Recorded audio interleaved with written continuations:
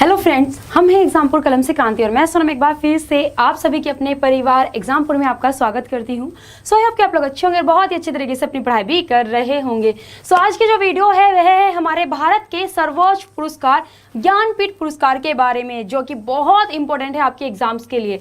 जो फैक्ट्स यहाँ से पूछे जाते हैं उनके बारे में आज हम लोग चर्चा करेंगे।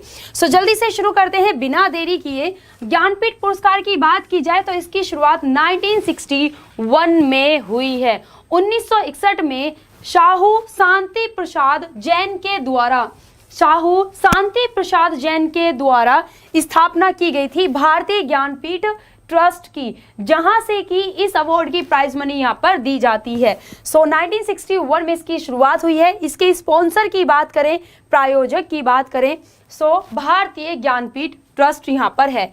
इनाम मतलब कि रिवार्ड के रूप में इसके अंदर 11 लाख रुपए प्राइज मनी दी जाती है, प्रशस्ति पत्र दिया जाता है। और वाग्य देवी की मूर्ति की बात करें यह सरस्वती देवी की ही मूर्ति है, जो कि साउथ इंडिया में कुछ मंदिरों में वाग्य देवी के रूप में हमें मिलती है, जो कि कुछ इस तरह की हमें सरस्वती देवी जी खड़ी हुई दिखाई प्रतीत होती हैं। देन भारत का साहित्य में दिया जाने वाला यह सबसे पुराना और सर्वोच्च पुरस्कार है, याद रखिएगा। India's oldest and highest award कौन सा है लिटरेचर में? यह ज्ञानपीठ पुरस्कार है। यह पुरस्कार मरणोपरांत नहीं दिया जाता, याद रखिएगा। चलिए आगे बढ़ेंगे। यहाँ पे हम लोग बात करते हैं, यह पुरस्कार 22 भाषाओं में दिया जाता है और वह 22 भाषाएं जो कि हमारे संविधान की 8वीं अनुसूची में शामिल हैं उनमें दिया जाता है। लेकिन एक अपवाद, एक्सेप्शनल केस है कि भाई 2018 में यह पुरस्कार अमिताभ घोष को दिया गया था। अमिताभ घोष बहुत अच्छे राइटर हैं, बहुत से अवार्ड उनको मिल चुके हैं, लेकिन अमिताभ घोष अपनी रचनाएं इंग्लिश भाषा में लिखते हैं। पहली बार ऐसा हुआ है ना, पहली बार ऐसा हुआ कि ज्ञानपीठ पुरस्कार इंग्लिश भाषा में दिया गया, जो कि अभी तक 2018 में अमिताभ घोष को दिया गया है। ठीक है, उसके बाद अभी तक जो कि हम लोग पढ़ रहे हैं, अभी तक 60 अवार्ड टोटल दिए जा चुके हैं ज्ञानपीठ पुरस्कार में।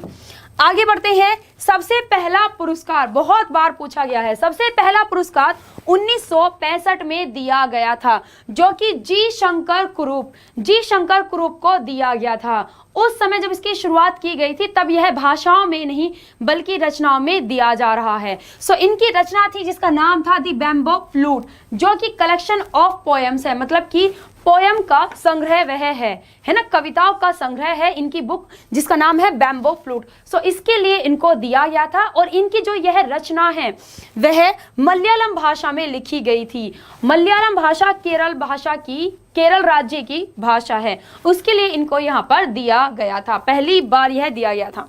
उसके बाद सबसे पहली महिला जिन्हें की ज्ञानपीठ पुरस्कार दिया गया था वह 1976 में आशापूर्णा देवी को दिया गया था। आशापूर्णा देवी को यह पुरस्कार दिया गया था। इन्हें बांग्ला भाषा में यह अवार्ड दिया गया था। ज्ञानपीठ पुरस्कार प्रेजेंट टाइम की यदि हम बात करते हैं वर्तमान समय में, यह किसी साहित्य किसी रचना के लिए नहीं बल्कि भाषाओं में यह पुरस्कार दिया जाता है। आगे बढ़ते हैं। अभी यदि हम बात करते हैं लास्ट टाइम की, अभी लास्ट टाइम यह अवार्ड 2019 में यहाँ पर दिया गया है। 2019 में यह लास्ट टाइम यह अवार्ड दिया गया है, जो कि अक्कीतम अच्युतन नंबूदरी को दिया गया है। और यदि इनकी भाषाओं की बात की जाए इन्हें भी मलयालम भाषा, जो कि केरल राज्य की भाषा है, इसके लिए भाई इनको यहाँ पर दिया गया है। यह अभी तक के कुछ पॉइंट्स हैं जो कि ज्ञानपीठ पुरस्कार से आपसे यहाँ पर पूछे गए हैं।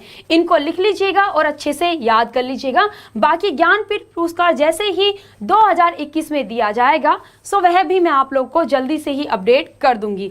मिलते हैं नेक्स्ट वीडियो में। वीडियो कैसी लगी बताइएगा आप लोग, और अगर आपको कुछ डाउट है तो आप लोग लिख सकते हैं ऑफलाइन कमेंट करके। कल की वीडियो में स्टार्टिंग में मैं आप लोग का डाउट क्लियर करूंगी एंड नेक्स्ट अब हम जो वीडियो करेंगे वह बुक्स के ऊपर ही करेंगे। थैंक यू स्टूडेंट्स एंड जय हिंद, जय भारत।